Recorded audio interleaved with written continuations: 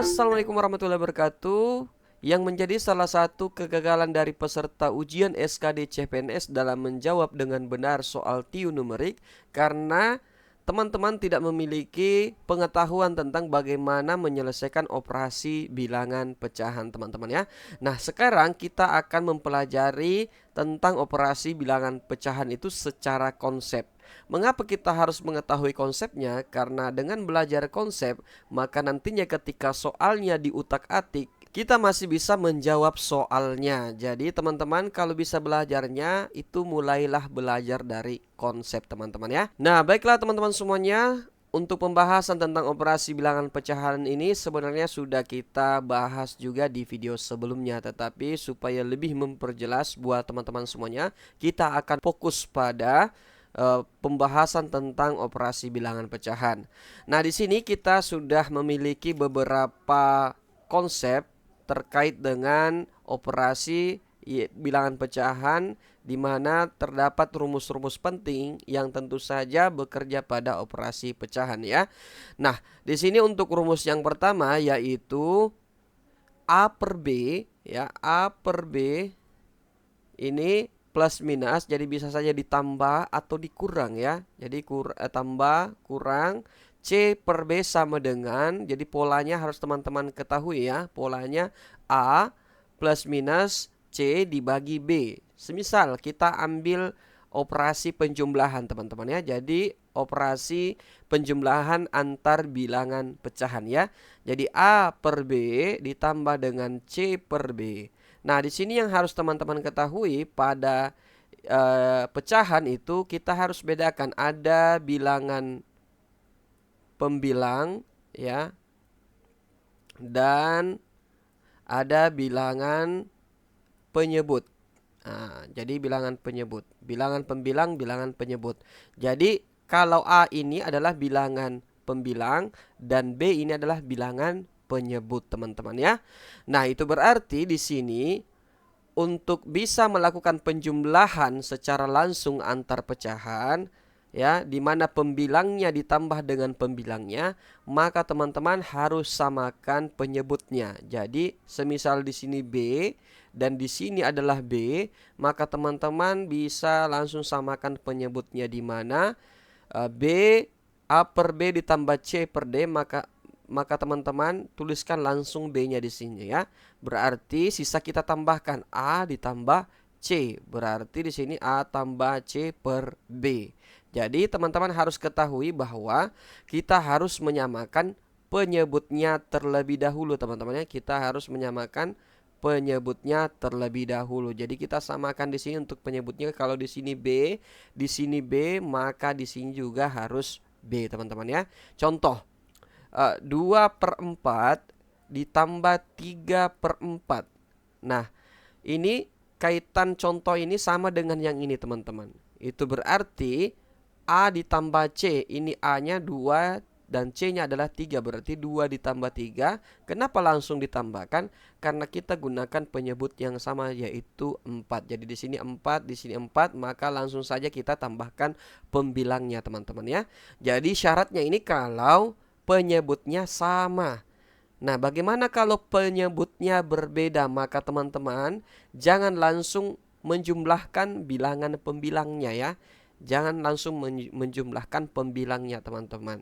Nah, bagaimana kalau penyebutnya berbeda? Semisal 2/4 ditambah 3/6, maka teman-teman gunakan konsep rumus penting yang kedua, teman-teman ya, di mana A per B ditambah ya, karena di sini plus minus ya, kita ambil tambahnya ya, tambah jumlahkan dengan C per D. Itu berarti A dikali D, karena di sini adalah penjumlahan, maka kita ambil di sini penjumlahan ya. Berarti A dikali D, C dikali B, kemudian dibagi B dikali D. Jadi ini rumus pentingnya yang teman-teman harus ketahui. Nah, seperti apa contohnya itu? Kita contohkannya 2/4 ditambah 3/6. Nah, di sini kalau kita lihat ya, ini berlaku ketika, jadi kita bisa mengalihkan langsung ini ketika memang kita tidak dapatkan kelipatan yang terkecil ya, atau KPK-nya. Nah, di mana di sini 4 dengan 6. Bisakah kita mendapat angka yang kemudian kita bisa habis membagi 4 dan kemudian kita bisa bagi dengan 6 ya? Tentu saja kita tidak bisa dapatkan teman-teman ya. Semisal kalau kita pasang di sini 4 dibagi 4 ya 1, tapi 4 dibagi 6 hasilnya desimal ya. Berarti ini tidak bisa kita gunakan kecuali kita sama-sama di sini dikalikan ya, 4 dikali 6. Jadi 4 dikali 6 teman-teman ya. Nah, setelah itu kita ambil contoh yang di sini, A dikali D, yang mana A-nya nomor 2 ini ya, angka 2 ini. Kemudian yang mana D-nya?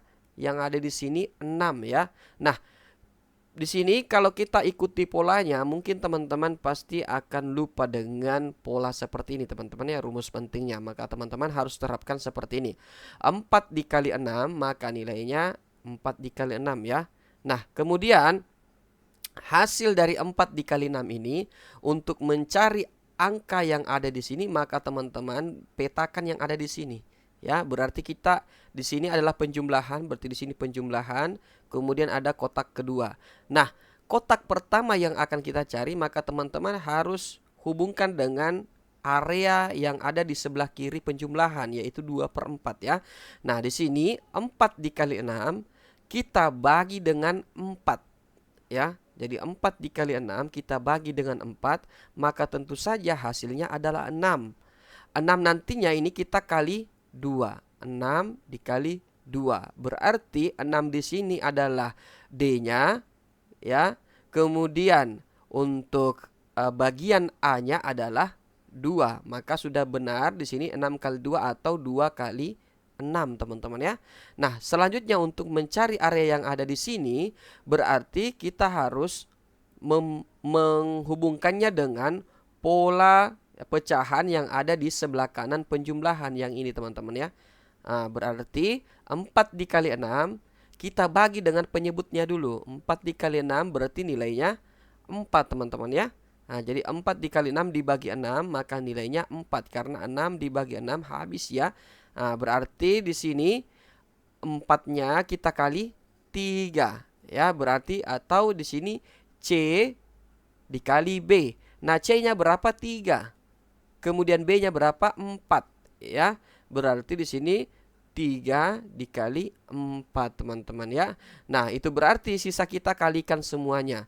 2 kali 6 12 ditambah dengan 3 kali 4 12 dibagi dengan 4 kali 6 itu 24 ya. Nah, 12 kalau sudah seperti ini, sudah sama penyebutnya, sisa kita tambahkan ya. 12 tambah 12 nilainya 24. Kita bagi dengan 24, nilainya adalah 1. Jadi seperti ini penggunaan rumus penting yang kedua teman-teman ya. Nah, sekarang kita lanjut pada rumus penting yang ketiga, di mana C dikali A per B sama saja nilainya dengan C per 1 dikali A per B. Dari mana nilainya C per 1 ini? C per 1 itu sama saja nilainya sama dengan C, karena C bagi 1 itu nilainya C. Hanya saja di sini kita mau kalikan sesama pecahan teman-teman ya.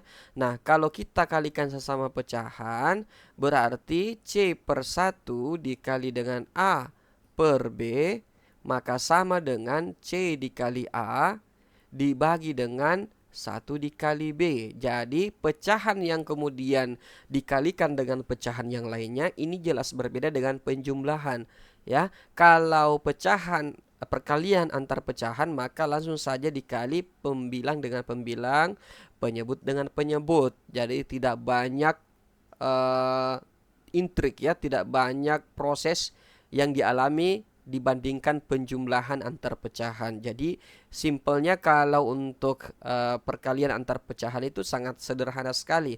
Sisa kita kalikan pembilang dengan pembilang, kemudian penyebut dengan penyebut. Makanya hasilnya adalah A dikali C per B atau AC per B ya teman-teman ya. Nah, semisal kita buat perumpamaan atau contohnya teman-teman ya, kita contohkan di sini untuk rumus penting yang ketiga ya, dimana kita diketahui itu untuk nilai C sama dengan 2, kemudian nilai A sama dengan 3, kemudian nilai B sama dengan 4 ya. Nah, rumus penting yang ketiga ini C dikali A per B sama dengan C per 1 dikali A per B ya, dikali A per B. Nah, sekarang kita substitusi masuk nilainya C ya. Nilainya C itu ada di sini 2 per 1 dikali dengan A per B, berarti A-nya 3, B-nya 4. Nah, sekarang kita kalikan 2 kali 3 ya, kemudian dibagi 1 dikali 4. Itu berarti 2 kali 3 6, 4 kali 1 4. Jadi inilah hasilnya ya ketika mendapatkan soal jenis seperti ini teman-teman ya. Kalau teman-teman sudah lincah, maka teman-teman sudah bisa langsung mengalihkan. Semisal 2 dikali 3 per 4. Nah, kalau seperti ini kita kalikan aja langsung di sini teman-teman ya, berarti 6 per 4 ya. Nah, untuk menyederhanakan ini 6 per 4 kita bagi 2 ya. KPK-nya berapa? Kita bagi 2, 6 bagi 2 3, kemudian 4 dibagi 2 2 teman-teman ya. Jadi penyederhanaannya menjadi 3 per 2. Nah, itulah rumus penting yang ketiga. Sekarang rumus penting yang keempat. Nah, rumus penting yang keempat ini sama saja ya, di mana ada perkalian antar pecahan teman-teman. Kalau perkalian antar pecahan ya kembali lagi syarat yang tadi, pembilang dikali dengan pembilang, penyebut dikali dengan penyebut ya. Nah, sekarang untuk rumus penting yang kelima, C per C dibagi A per B. Jadi C dibagi A per B. Ini sama saja kalau kita buat seperti C dibagi A per B. Nah, ini sama saja dengan pola yang ada di sini teman-teman ya. Nah, untuk bisa menyederhanakan ini, maka teman-teman gunakan konsep yang ini ya. Apa perbedaannya dengan yang ada di sini? Kalau yang ada di sini kan menggunakan bagi ya. Kalau di sini ketika dia menggunakan perkalian, maka A per B ini berubah menjadi B per A. Jadi berubah strukturnya. Berarti di sini C dibagi A per B itu sama saja nilainya dengan C dikali B per A. Atau supaya teman-teman tidak bingung, ini diibaratkan C per A per B ya, berarti C ini diibaratkan C per 1, kemudian dibagi A per B. Nah, sekarang kita kalikan ya. Kalau dia dibagi seperti ini, maka kita kali silang.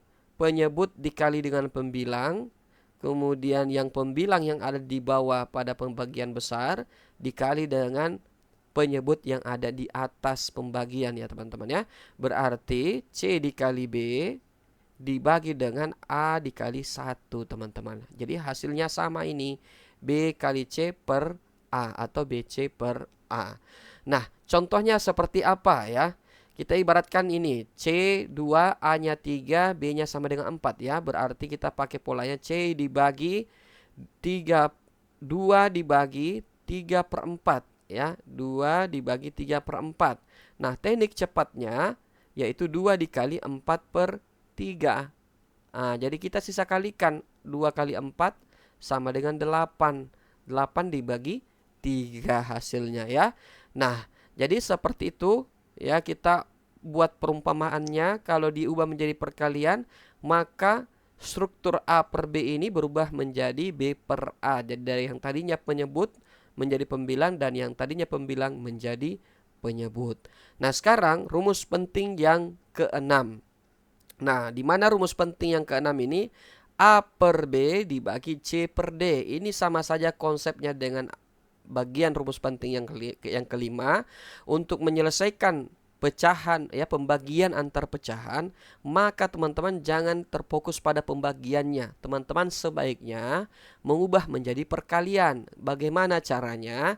Ketika mendapatkan seperti ini, berarti A per B tetap pada strukturnya. Ketika di sini diubah perkalian, maka yang berubah adalah di sebelah kanan dari perkaliannya atau pembagiannya.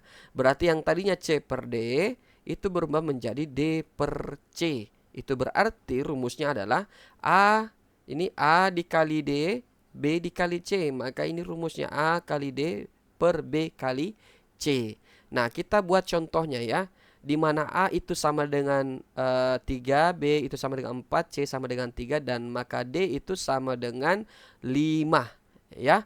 Nah, kita buat polanya. Di sini A per B. A per B berarti 3/4. Kemudian dibagi dengan, ya, C per D. C per D berarti C-nya 2, kemudian D-nya 5.